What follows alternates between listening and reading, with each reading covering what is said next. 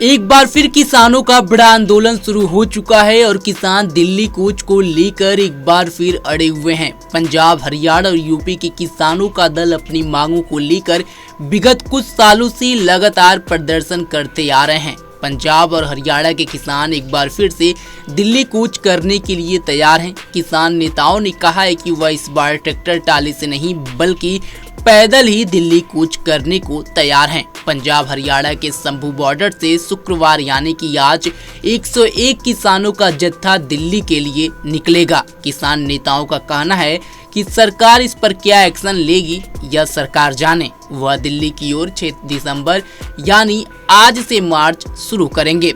किसानों का एक जत्था हर दिन रवाना होगा। किसान नेता सरवन सिंह पंदेर और मनजीत सिंह ने बताया कि इस बार कई किसान जत्थों में शामिल होंगे। पहला जत्था दिल्ली के लिए 6 दिसंबर को संभू बॉर्डर से ही रवाना होगा। इसकी अगुवाई सतनाम सिंह पन्नू, सबरजीत सिंह फूल और सुरेंद्र चौटाला करेंगे। उनके अलावा अन्य किसान नेता भी इस जत्थे में शामिल होंगे। अगर सरकार की ओर से पैदल किसानों को रोका गया और बल प्रयोग किया गया तो फैसला लिया जाएगा कि दूसरे दिन जत्था आगे भेजना है या नहीं। पंजाब के किसान अपनी मांगों के लिए फरवरी से संभू बॉर्डर पर मोर्चा लगाकर बैठे हैं। अब किसानों ने पैदल दिल्ली जाने का एक बार फिर ऐलान किया है। शुक्रवार दोपहर करीब 1 बजे संगठन से जुड़ी 100 सदस्य संभू बॉर्डर से किसान आगे बढ़ना शुरू कर दिए हैं। हरियाणा पुलिस ने इन्हें किसी भी कीमत पर आगे नहीं बढ़ने देगी। संभू बॉर्डर से किसान दिल्ली की तरफ बढ़ गए हैं। किसानों ने पहला बैरिकेड तोड़ दिया है। हरियाणा की तरफ से उन्हें लगातार रोकने की कोशिश की जा रही है। पुलिस लगातार किसानों को समझाने में लगे हुए हैं। वीडियो में आप साफ देख सकते हैं कि किस तरह किसान और पुलिस के बीच झड़प भी देखने को मिल रही है। वहीं किसानों द्वारा दिल्ली मार्च पर हरियाणा के मंत्री अनिल विज ने कहा कि बिना इजाजत के कैसे जाने दिया जा सकता है। इजाजत ले लें फिर जाने देंगे। अगर आप वहां जा रहे हैं तो आपको इजाजत लेनी चाहिए। किसान आंदोलन के देखते हुए अंबाला में इंटरनेट सेवाएं पूरी तरह से बंद कर दी गई हैं।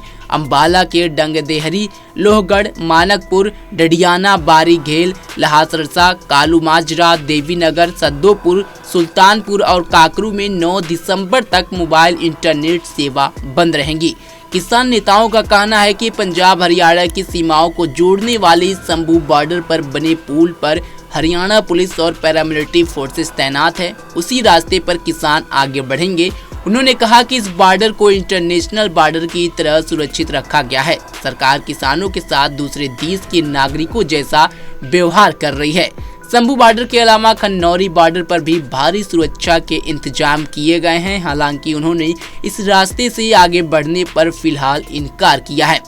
संयुक्त किसान मोर्चा और किसान मजदूर मोर्चा ने उन 101 किसानों की लिस्ट जारी की है जो कि दिल्ली की ओर आज रवाना हो रहे हैं। सरवन सिंह पंगेर ने कहा है कि सरकार अगर बात करना चाहती है तो 5 दिसंबर को रात 11 बजे तक जानकारी दे सकती थी, लेकिन ऐसा भी उन्होंने कुछ नहीं किया है।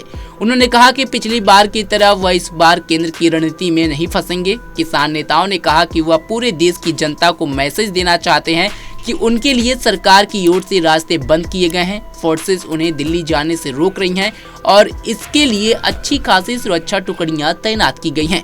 किसान मजदूरों के लिए धारा 163 लगा दी गई है। किसान नेताओं ने सरकार पर जमकर हमला बोला है।